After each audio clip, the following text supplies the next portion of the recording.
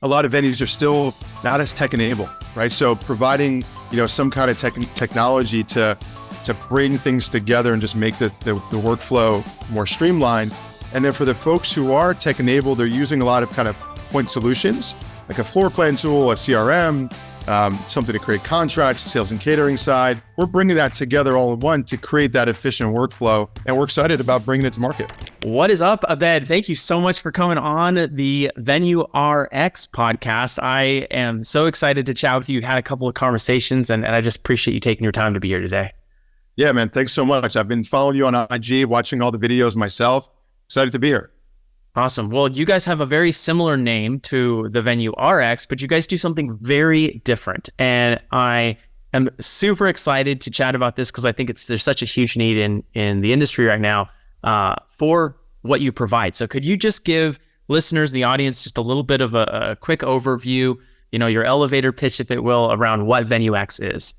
Of course. Well, let me start off by saying a lot of people we speak with think that we are you guys. So the VenueX. So they automatically assume because the names are so similar that we have a podcast. So it makes me want to start a podcast, but I love yours so much that that's not going to happen. But VenueX is essentially, we're a software suite that's built specifically for wedding and event venues. And the three major problems that we try to solve for our clients and as we work with them is, number one, we help them streamline their workflows, help them book more events, and then finally help better collaborate with their clients, really by bringing the entire life cycle of the event into one place, right? So everything starting from the initial inquiry, through collaborating with their clients, through, leading up to the event itself, and then the event execution piece so that the venues can do what they do best, which is flawlessly execute events. And it all kind of stemmed from the idea of solving these two major pain points and that we've been really thinking about. Number one, it's a lot of venues are still not as tech enabled, right? So providing, some kind of technology to bring things together and just make the workflow more streamlined. And then for the folks who are tech enabled, they're using a lot of kind of point solutions, like a floor plan tool, a CRM, something to create contracts, sales and catering side. So, we're bringing that together all in one to create that efficient workflow. And we're excited about bringing it to market. That's awesome. I'm excited to get into kind of more specifically what VenueX does. And I'm excited to hear from you kind of all those different pieces because there's so many parts of it, right? And it sounds like you have quite a few pieces rolled in as well as many more to come. So really excited about that. Before we jump into that though, could you give us a little bit of an origin story on yourself and kind of like, how did you get interested in not only the wedding and event space, but, really you're in the tech space, right? And so where did the marriage of those two come from and what's your professional background? Sure. So I came from a completely different background. I used to work in the bond markets, worked on something called CMBS, commercial mortgage-backed securities, very boring stuff. So I'm not going to dive into any details, but my co-founder and I, we've started some companies before. A lot have failed, but we've had some decent success with some other ones. The idea of VenueX kind of stemmed from a different product that we had. It was essentially an invitation app that sent out invitations by text message. So if you wanted to create an event and you had a barbecue at your house, you would send out the invitation through the app. Each person would get an invitation individually through text. The one thing we realized that a lot of folks were using it for weddings. So we took a look at some of the data on the back end, and a lot was for weddings. So we started really kind of trying to understand the wedding and events industry, thought about our experiences when we got married and how much friction there was working with the venues that we got married at. There was no centralized point for her, collaborating with us leading up to the event. We had spent tons of money. I felt like there was no technology that was being used, at that time. And then over the years, we started realizing a lot of folks were dealing with the same problem. Yeah. And we went door to door and started having conversations with some venue operators and said, hey, this is what we're thinking about. Is this something that could be helpful and useful to not only you guys internally, but also your clients? Fast forward a couple months later, our first investor was a venue operator, and we built our first version of the product to really help solve that need of, how do you better collaborate with venue and client and bring it all into one system? And then we realized there's more and more that needed to be solved. So we just continued to expand on the product. That's so neat. And then that's so cool to hear that your first investor was, a venue owner and had that like real life rubber hits the road piece. I feel like that's incredible. And help me understand, because there's a number of different tools out there right now. Like our audience is going to be aware of some of them, right? I'm curious for you coming into this space, kind of looking at what is currently out there. Where do you feel like VenueX really, really shines in the midst of the current offerings out there? Sure. So there's definitely a lot of offerings out there, and a lot of them do really well. They do well in terms of providing the venue with what they need for specific things. What the few things that I would say really help us differentiate in terms of kind of our full offering is really three major things. Number one, our platform is completely white labeled to the venue. So the branding is all kind of, is the entire suite is branded to the venue so that you're really providing that, elevated modern hospitality experience to the client. So they see the logo, the colors, each and every component of the platform speaks the brand. So that really helps them stand out, especially during the sales process. The second thing I would say, a lot of the post-booking pieces that are typically used in a different point solution, like floor plans, we have that integrated in our system. We built our own floor plan tool that connects to a client portal so that when you're creating a floor plan on the venue side, you can automatically share that in the client's portal for them to, click and drag tables. And kind of how that translates to the execution side, which I think we do really well, is that with the click of a button, the clients are able to submit what we call an event packet. And the event packet has all the essential details that a venue would need to do, again, what they do best, which is the, flawlessly executing the event. So a final seating chart, number of people sitting at every single table, where the adults are sitting, where the kids are sitting, final guest list, meal selections that roll up to the total meal count that, that they would need if they are offering in-house catering, final vendor list, and a whole bunch of other things that is all submitted to the venue with one click of a button. So instead of chasing for those details, that's all submitted to them. That's massive. I want to ask a quick question about the white labeling, because that is very interesting. Like on a lot of the existing platforms, and we've used a number of them. So, and actually that's another thing that I want to bring up. I think throughout our experience managing, operating venues, we've used a number of different systems. And I don't think there's a good one size fits all. So that's why I'm really excited. I told you a couple of times, I'm really excited about what you're doing, because I think for venues out there, you need the solution that works for you. And it's worth taking the time to get on a call and just check out what the solution is, because some may not, others may not work, what you guys are building may really work for some people who are listening who have maybe previously discarded using something that's tech enabled. So there's that. But I want to go back to the white labeling. So when you're on the site, for example, or when you're utilizing, is it like the venue's brand colors, the venue's logo? Like how deep does that go? Yeah. So there's a few different components to the white labeling side. The first component is the entire brand is spoken to in the platform. So the colors, the logos will be in the sidebar. It's all over, and you can feel the brand that it's coming from that venue that you're doing business with, right? You're spending, $28,000 or $30,000 on average on a wedding. You want to feel like you're getting your money's worth outside of what's expected.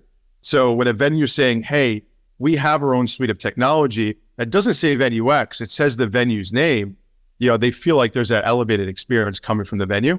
Other components are the fact that it's built on the venue's domain, right? So it'll be, the gardens.com/portal, so that it's native to the experience of the venue versus it's saying venuex.com / the venue's name. Wow. So during the onboarding process, that's one piece that we really take seriously to make sure that, when a client of the venue is going in to use their portal, they're going to the venue's website, they're clicking the client portal button on the website, and it takes them to a domain that's the venue's domain, right? So that entire flow of, the branding plus the domain plus the experience is all kind of connected for the white labeling.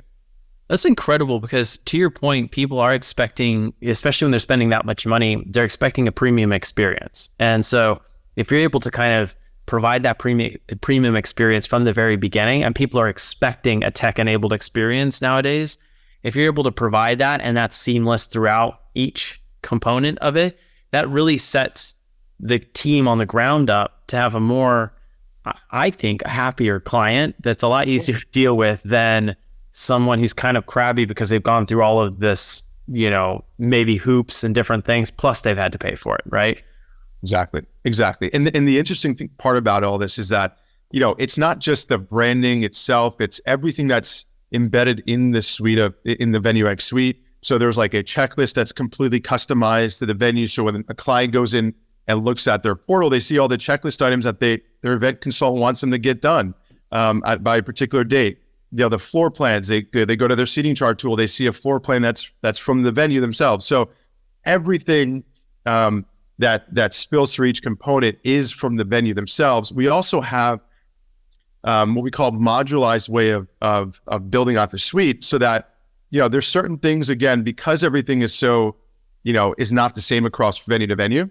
There are certain pieces that could be customizable, right? So if the venue wants to access the breakout of the adults and the kids, but the kids, the kids have multiple categories, whether it's 0 to 5, 6 to 12, whatever, all of that is customized to the venue as well. So there's a lot of kind of inner customization that happens, when we onboard a new venue, that really helps kind of speak their brand.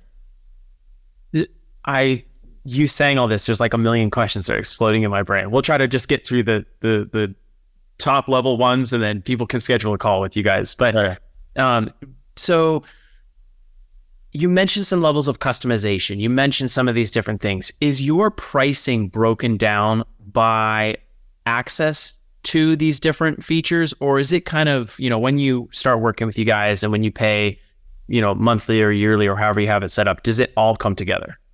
Yeah, it all comes together. So we actually don't break out. A lot of other platforms do break out by feature sets. We provide everything, and each component is modularized, so you can use the lead management tool. But if you want to use VenueX just for the post booking side, for floor plans, documents, etc., you can also do that as well. So it's all modularized. So we're not pricing anything based off of features. We want to provide our clients with everything. We're not upselling, we're not upcharging for any new features that we're releasing. Every 2 to 3 months, we are releasing something new, and we're not upcharging for that. We want them to have the entire experience, especially when they're ready to transition the entire workflow into one platform. And the reason I say that is because, and I'm sure you know this yourself, it is very difficult to take on something new, right? There is always a level of friction when you change the way you do things internally, not just for your staff, but also for your clients, right? So providing our customers with everything at once and then training them up to make sure that they feel comfortable, slowly transitioning into certain modules inside the platform is something that we think makes the most sense. And then we just price based on the volume of events that a venue does per year. Got it. Okay, so based on the volume of the number. Okay, so there might be different tiers based on 50 events, 100 events, et cetera, things like that. Exactly. Yep. Awesome. Abed, that kind of leads me to the next question, which is, from what I'm hearing you say, it sounds like there's a variety of client types that could use this, even though it's specifically for venues. But I'm wondering, specifically for a venue owner, like if a venue owner is listening to this right now and they include catering, or they include planning, or they include some of these things, is it primarily focused towards a blank canvas venue, more of an all-inclusive venue? Like, in your experience, what kind of avatar have you seen really be successful with VenueX? Sure. So it can be any type of venue. And the reason I say that is there's a lot of folks who do offer, they have the catering side. They offer in-house catering. They will use us, right, to be able to just do everything because they need the final counts of the number of people who are coming for the catering side. And then there's smaller venues that, work with us who are outdoor venues who don't have the complexity of a massive New Jersey based venue who has all these different kind of bells and whistles. But they do need a floor plan tool, and they need to be able to share the floor plans with their clients, but they also want to be able to do that in the same place that they're managing and tracking their leads. So the venue type and size really doesn't matter because of the way we built our software suite, that being modularized allows the venue to really figure out what's going to work best for them, and then potentially change the way they do things so that they can connect all the pieces together. Yeah. Before we get any deeper into the specifics of the platform, because I do have a couple of different questions around, reporting and some of these different pieces. I'm curious if someone has been maybe listening to our podcast, they understand that they should be using some sort of CRM. They should be tech enabled. They've heard those words. Maybe they've flirted with the idea, or maybe even booked, a couple preview calls with some of the different platforms. What are some of the highlights, or what are some of the real compelling reasons why people need to really get pushed over the edge and make that switch to be more tech enabled? Yes, that's a great question. So I'm going to kind of summarize into two different buckets. Number one, from a sales perspective, we've seen a lot of venues who've come on to use VenueX where they were managing all their leads in an inbox. They weren't following up with their leads because they get lost in the inbox. They get so many leads each month. When you think about it, if you don't continuously follow up with folks to see if they'd be a good fit to book with you, you are losing out on business, right? And folks could be ghosting you. Alan Berg's a good friend of ours, and he talks about ghosting all the time. And one of the most important things related to that is to make sure that you're providing the right content to them, communicating in the right way, in the way that they want to be communicated with, but also following up. Because if somebody ghosts you, you still have the opportunity to follow back up to bring them back, to potentially book an event. And from a sales perspective, if a venue is not tech enabled, they may be losing out on a lot of business because they're not really tracking and managing their entire sales pipeline in an efficient way, especially if they're doing it through an inbox or they're doing it through Excel. So centralizing it into one platform that helps will help kind of help them book more events over time. The other part is the amount of time that is spent doing things, and I want to call it the old school way, which is pen and paper, doing things through Excel, which is still being somewhat tech enabled, but you're doing it outside of a normal platform. It adds more time to being able to do other things that you want to do for your business with growing the business. So if there are any opportunities to save time throughout that life cycle of the event, especially when the client is booked, and being able to automate a lot of these different things, saving time on one event multiplies and compounds itself over time. So, you'll find yourself being able to do other things related to the business outside of the day-to-day that could be streamlined and automated. Yeah. And it also sounds like if you reach that level where you finally hired people, you're maybe paying less in payroll, or you're able to get more events done with the same amount of payroll. And so that makes an impact to the bottom line of the business as well. Sure. Let's get into some of the specifics. You mentioned kind of that initial nurture phase, getting leads in, managing leads, things like that. Could you share a little bit of what the process is like when a new lead enters the pipeline or ecosystem or whatever you call it of VenueX? What's the experience like? What's happening from a client perspective as well as the venue's perspective? Sure. So the lead management tool that we have inside of VenueX is really phenomenal. So what it does is we connect to every source that a venue typically gets leads from. So Wedding Wire, The Knot, Here Comes the Guide, website form, any source that they get leads from, we connect to. So all those leads automatically get dropped into one simple screen, right? So you have the ability to track and manage all those leads that come in automatically. Of course, folks are going to call in, they're going to visit the site or visit the location and inquire about doing an event. So you can manually put that information in. But we do use AI to capture the key and relevant information related to that lead so that it's automatically populated, right? And with that being said, so once that lead is in the system, that's up to the venue to start going ahead and working that lead, right? Driving them through the sales funnel.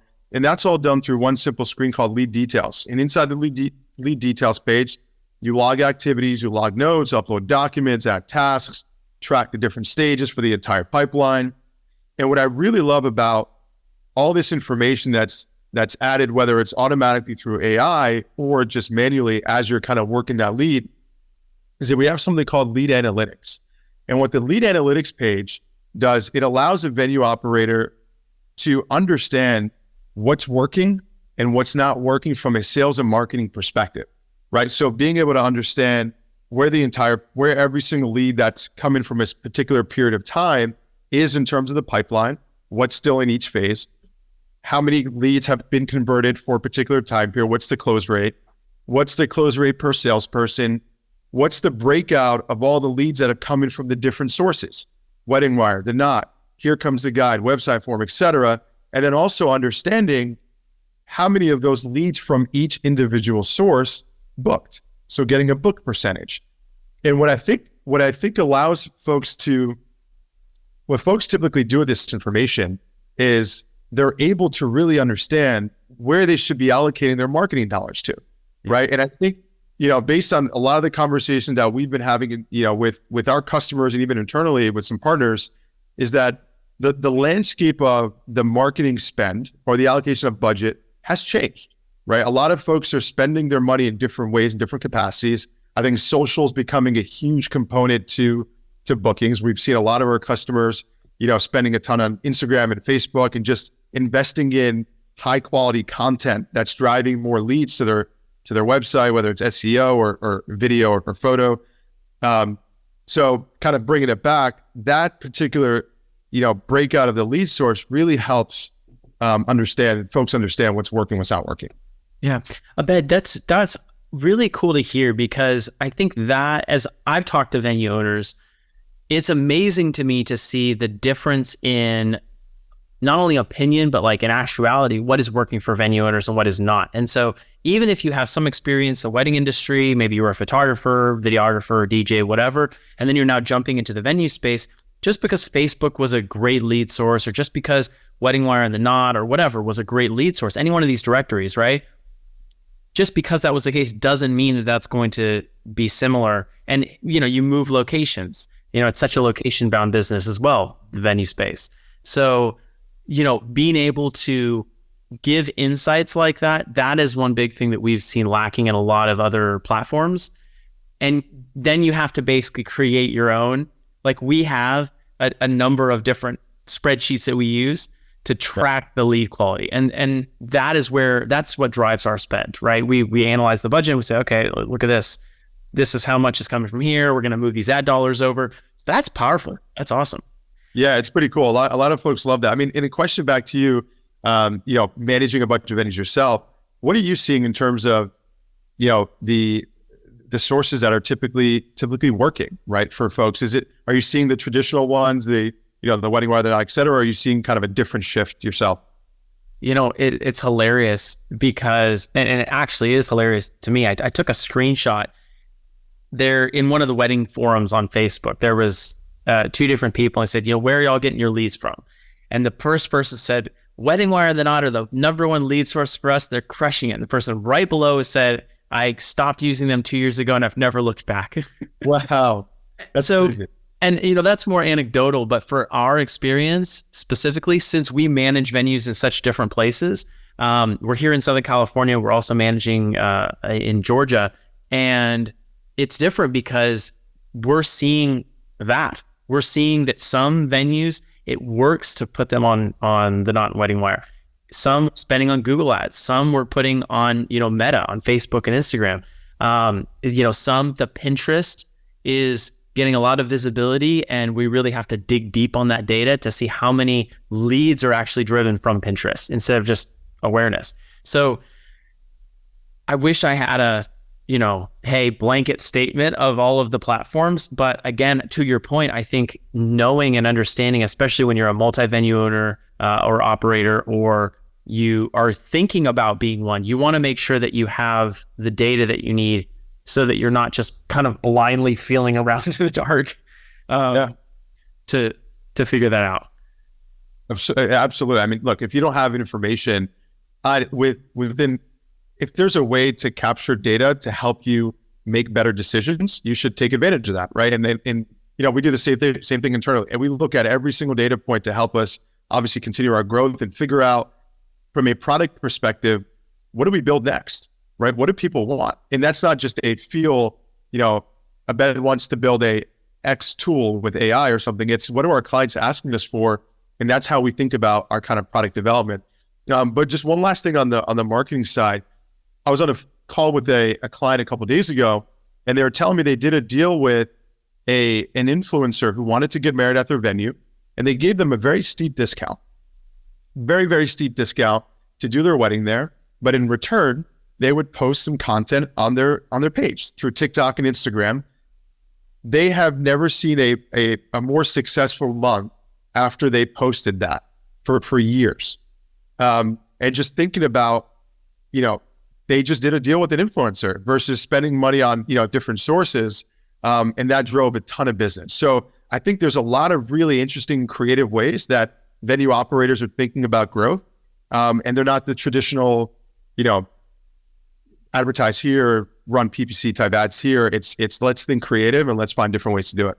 Totally. 100%. One thing I have seen that's consistent is I think it's a 100-layer cake. And, a couple of folks, Kristen Binford talks about this. A couple other folks that I've talked to in the industry have talked about this, but I think it would be narrow-minded to say, hey, there's one silver bullet, or there's even 2 or 3 silver bullets. It's 1,000 lead bullets. It's, being on the different things. But to that point, you do have to know which one's performing, and you have to be tracking it in such a way so that you understand if attention is shifting off of one platform onto another one, or because of competitiveness on keyword ranking or something like that, things are switching around on the Google platform, Meta, same thing, right? You have to know that data. And so I love that you do that. Let's talk about reporting a little bit, because this is very close. In terms of reporting, what does VenueX provide? What sort of metrics does VenueX report on? So right now the reporting is based around kind of lead information as well as event information. So you can know exactly, how many events you booked for a particular time period, what number of events are happening for a particular period. We are expanding out on the reporting. We've gotten a lot of feedback from our customers saying we want a little bit more of an advanced reporting to be totally transparent. Yeah. And that's something we're working on. And a lot of that is going to be related to some of the new things that we're releasing. So the ability to make and accept payments inside of VenueX and a few other things that are coming along. But in the next couple of months, we're going to have some really robust reporting capabilities, along with even more robust analytics that come with it. That's huge. So, and just to kind of touch on that, so I heard something there. Currently, you guys don't accept, you don't have payment transactions inside the platform, but it's coming. It's on the roadmap. It's coming, yeah. So in about a month and a half or so, and I say that with a buffer because with product development, you always got to put a little bit of a buffer in. But about a month and a half, we will have the ability to make and accept payments inside of VenueX. There will be some analytics related to that, but very simply, then you can go in, create an invoice, send the invoice out for folks to make payments, mobile, but also do it directly inside the client portal. And inside the client portal, you'll have deposit schedules. You'll be able to download the invoice, pretty much housing all that payment level information on the client side as well. Cool. A question about that, maybe, totally fair if you can't tell me, but I'm curious, is it going to be a model where you can choose, your payment provider, whether it's going to be Stripe or whether it's going to be something like that, and plug something in to VenueX, or are you going to have your own kind of proprietary white label payment processor? So we're going to be using Stripe. Okay. So we're not building our own payment processor. There's a lot of complexity and pain points to deal with there. Stripe we think is it's super robust and it's super compliant. So that's where we're running. Yeah. And I think that's neat too, because processing fees are expensive. And you don't realize until you start booking, and then you look at the column, of like the processing fees, and then you look at the end of the year, you're like, oh wow, we spent a lot of money on processing fees. So I think by not kind of layering in multiple things, maybe there's a little bit of an opportunity to get the best rate versus, layering solutions on top of each other inside a white label version. Sure. Yeah, I think, with payments, it's tough because the fees are going to be there, and depending on the level of volume that the software provider does, the fees are going to change. The fees will decrease over time as you process more payments. But I think the trade-off is the ability to just accept payments faster, right? So instead of waiting for somebody to, write a check and mail the check out to you, or drop it off or drop off, accept a payment in a different capacity, it's just much easier and faster to send out a link, or for somebody to go into a portal, make a payment, and you have it right away. So that efficiency, I think, is sometimes worth the cost. I know a lot of folks will, the fees are expensive, but I think it's just a part of the experience. Totally. I want to camp on this for just one more second. In terms of transaction fees and thinking about using some sort of automated payment system, if you're listening to this right now or watching this on YouTube, trust me, you're going to make that money back in the labor and the time that you're going to have to spend tracking down where all the different payments are. I can't tell you how many different venue owners I've talked to who are using Venmo, they're using, Zelle, they're using, Cash App, whatever is out there. Plus they're using checks, plus somebody drops by cash, plus, and if you're not using a tech-enabled system, that's a whole dumpster fire. If you are using a tech-enabled system, but you're still accepting a myriad of all of these different payment types, you end up going, what happened? Okay, did they Venmo? Oh, that was that other client. Oh, Marianne, she Venmo'd us. Oh, let me check my Venmo from 6 months ago, 8 months. So that's what starts to happen, and we've experienced that. We've been through that, and it takes extra time and it takes extra effort. And again, it takes away from it. You're doing admin stuff when you should be focused on producing an amazing event and making sure the venue is spotless and things like that. So great. I love that you called that out. Tell me a bit more about post booking. So great. There's, you go through, get the event details, things like that. Oh, well, actually one quick point on that. Do you have any sort of automation, texting? What's lead follow-up like? I wanted to ask about that before we kind of get to like the post booking section. Sure. So we don't actually have any kind of workflow stuff built in for the automation with regards to texting and all that. I know there's a lot of kind of marketing agencies that focus on venues who do offer a service like that. We probably will be connecting to one of those services, just having some kind of integration with them versus going out and building our own. I think for us, we're focused more on centralizing the entire flow, that whole workflow versus the texting, that piece. But yeah, more to come of that in the future. I think, definitely some kind of integration over time. Yeah, the integration would be massive because to your point, there are so many different marketing companies, but then a lot of times those marketing companies are taking the lead first and they're giving them to you once they're nurtured. But how great would it be if the nurture sequence was kind of happening and then it all felt native? And it sounds like that's what you're thinking about. That's exactly what I'm talking about. Yeah. Yeah. Cool. Okay. So post booking, it sounds like you said you have a floor plan tool, correct? We do have a floor plan tool. So when a client books an event with the venue, you jump in that kind of post-booking phase, and that all happens in a screen called Event Details. And it's a one simple screen that allows you to essentially manage that entire event without kind of jumping around in different places.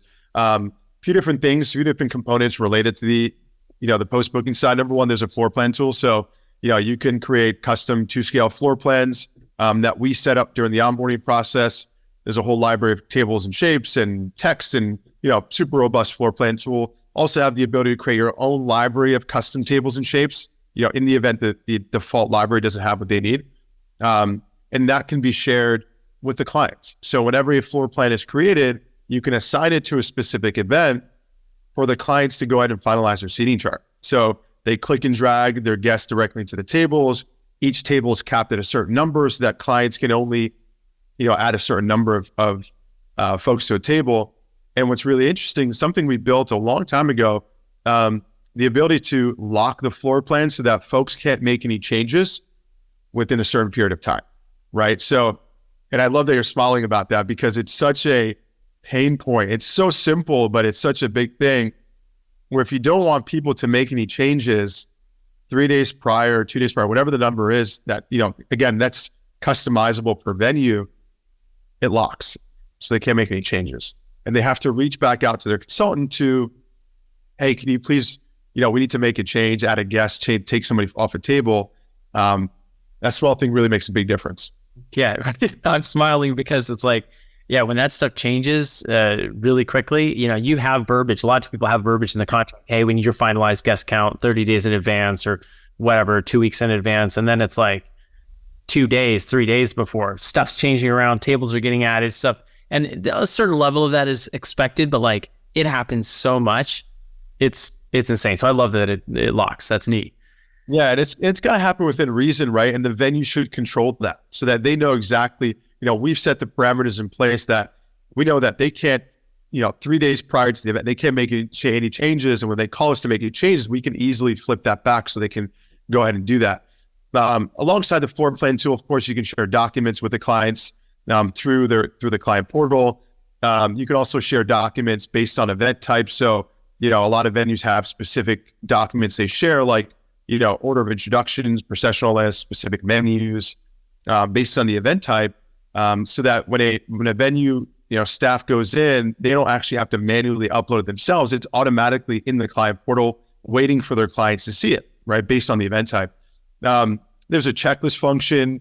I think I talked about this before, but it's such a very simple thing, but it's so effective. And you have a checklist of things that you want your clients to get done by a particular date. Nudge them via email on the due date. So what the system does, we digitize that checklist, and based on the amount of time prior to the event date, a due date is calculated. And on that due date, the client receives an email saying, you have a task due today. It's a very simple automated message that goes out, but it's super effective because it's a reminder that pops in their email to say, hey, Jonathan wants me to get this thing done today. I should go back in and do that. And there's a few other things. We have a preferred vendors, function in there as well. And it's a really nice way for the venue to showcase the vendors that they work with, right? Who will have their own listing inside the platform, so that clients can go into their client portal and just browse through the different categories, DJs, videographers, photographers, limo, etc. They can contact the vendors directly. They can look at some samples of their work, but really nice way to showcase them. And something we did a webinar with Alan Berg on, it was about 1.5 years ago or so, where we talked about the vendors, the relationship between the vendor and the venue. And it's just something that's really nice to kind of elevate that experience for the client. Yeah. Abed, hearing you say all this, it's so neat because of the focus that you're providing specifically for venues. And I think there are other platforms out there that do a great job in 60, 70, 80% of this stuff and kind of providing some of these tools. But the fact that you're making a customized solution specifically for venues is so important, because the needs that venues have are different than the needs that maybe a planner would have or a catering company, even though those things are layered inside venues. And it's no secret, this is called the VenueRx podcast. We started WEVA, Wedding and Event Venue Association. Like, we are very venue focused. Sure. And I just love that you're taking the time to tackle this challenge. And so just like kudos first. Yeah. Appreciate that. And I'll say this just kind of really quickly on that. Yeah. A lot of fun. It's a lot of fun when you focus on just one specific customer and you really understand, the things that work and the things that don't work, and understanding the business across all different capacities. Again, small, medium, and large venues all operate differently, but the fundamentals are pretty much the same. And really understanding the weeds of like how certain things should work and how certain things should not work helps us build a better product and ultimately a better experience for our customers. And I will say, we've gotten certain things completely wrong. And to be totally transparent, but when you actually sit down and have a conversation, and I think all software, companies should be doing this, really talking to your customers, understand their pain points and understand why certain things that you have work or don't work, and understand how you can make it work in some way, whether it's building something new or just, helping them kind of figure out a different workflow. I think that's super important. And that's what makes all this kind of stuff really fun. Yeah. That was actually going to be my next question as we kind of wrap up here. I was curious about how you go about understanding where your roadmap is, like what features to add next. I mean, it sounds like you have a pretty good idea of some things that you want to add in the short term, but long term, how are you deciding the features to add? Where are you getting the data from? It sounds like you maybe have an investor partner who does have a venue, but like, how are you getting some of this information to make sure that the product is really fitting the needs of the client? Sure. It's all done through conversations. So every single day we're having conversations with our customers, understanding their experience using our product and taking down notes based off of the things that, they may or may not be telling us directly. But it's up to us to figure out the right solution from a technology side that could potentially work. And also, even folks who have not signed with us, understanding their needs and why they haven't signed with us, and figuring out ways to build out the things that they need for them to run successfully and to be able to use a one kind of all-in-one software suite. So it's all based on the conversations that we have with customers as well as prospects, and we track that internally. We have an entire system built out in our own CRM where we're flagging feature gaps, we're flagging requests from folks, and we're really making sure that we're building out the roadmap based off of that. Now, there's also the higher level stuff that, the kind of deeper roadmap things that, we're thinking about solutions that we're going to build out that people don't really know they need just yet, right? So things related to mobile, right? So providing mobile apps to all of our customers, all customized mobile apps, layering on some more AI, but making sure we apply AI in the right way, right? So there's so many different companies out there that are saying we're an AI-powered company and we do X, Y, Z, but it has to make sense. You can use AI in so many different ways, but if it doesn't make sense to the end customer, it doesn't work.